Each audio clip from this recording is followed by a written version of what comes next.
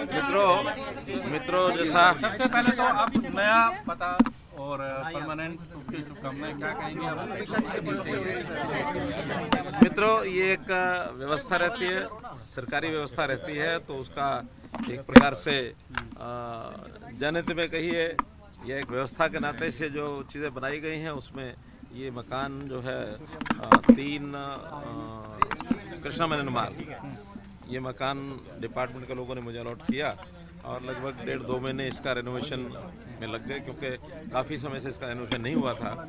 इससे पहले हमारे नरेंद्र तोमर जी केंद्रीय मंत्री इसमें रहते थे, तो 1-1.5-2 महीने इसमें लगे और थोड़ा इसमें समय इसलिए भी ज़्यादा मैंने उनको दे दिया क्योंकि हरियाणा का चुनाव था, उस कारण से मुझे भी समय नहीं था। तो अब ये तैयार हुआ। आज एक अच्छा दिन देख करके, विजयदशमी का दिन है, दशहरे का दिन है, तो आज हवन करा करके और गृह प्रवेश किया है और इस अवसर पर आप सब लोग आए, पधारे, आपका मैं बहुत बहुत धन्यवाद करता हूँ। इसी प्रकार जैसा मैं आज आपके माध्यम से विजयदशमी की बधाई पूरे देश को, प्रदेश को, सभी जन को बहुत बहुत शुभकामना और बधाई देता हूँ। आज का दिन जो है बुराई पर अच्छाई की जीत, मर्यादाओं के पालन का दिवस, क्योंकि भगवान पुरुषोत्तम राम ने एक मर्यादाओं का पालन अपने जीवन काल में किया, वो आज भी उतनी प्रासंगिक है जितनी उस समय थी। तो समाज जीवन में एक अच्छा वातावरण माहौल बने। आज के दिन, विजयदशमी के दिन, जो रावण दहन होता है वो भी एक प्रकार का बुराई का दहन होता है, ऐसा एक प्रतीक के रूप में होता है। इस अवसर पर मैं आपके माध्यम से देश और समाज को बहुत बहुत बधाई और शुभकामना देता हूँ। सर, देर रात एक मीटिंग चली लंबी, क्या लगता है कैबिनेट के नाम वगैरह तय हुए?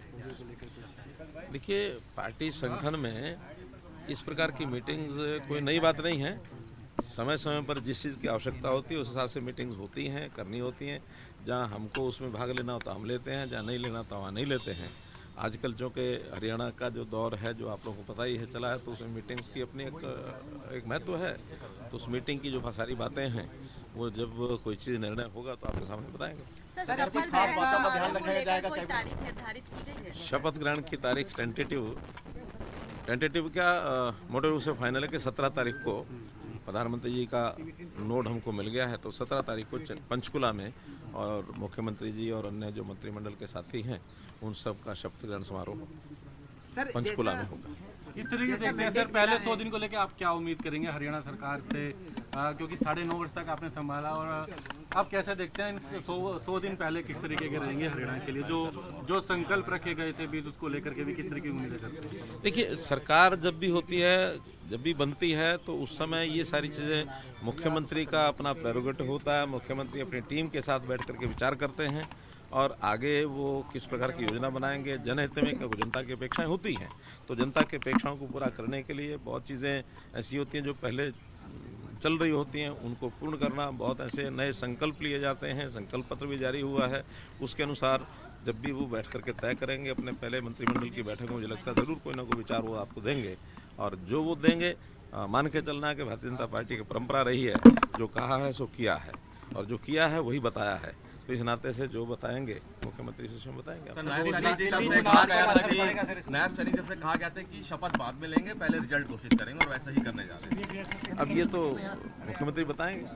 सर, दिल्ली चुनाव पर कितना असर पड़ेगा? 3 महीने बाद दिल्ली में चुनाव है, हरियाणा सटा हुआ है। पढ़ना चाहिए, इसका प्रभाव पड़ना चाहिए। कारण ये है कि कोई भी चुनाव अपने आप में एक सोलिटरी इवेंट नहीं होती। उसका जो प्रभाव होता है वो किसी प्रकार का भी परिणाम हो, वो जिस प्रदेश में, जिस क्षेत्र में चुनाव वहाँ तो होता ही है, आसपास भी उसका पड़ता है, देश भर में भी पड़ता है। तो जिस प्रकार से हमारे जो विपक्ष के नेता बड़े नहा धोकर मुंह चौपड़ी करके और तैयार बैठे थे कि मैं तो अगला प्रधानमंत्री बनने वाला हूँ, वो हवा तो खिस गई। नहीं, देश के विपक्ष के नेता वो प्रधानमंत्री बनने की भी तैयारियां अभी भी लगे हुए थे, तो उनका तो सफाया हो गया उन उम्मीदों का।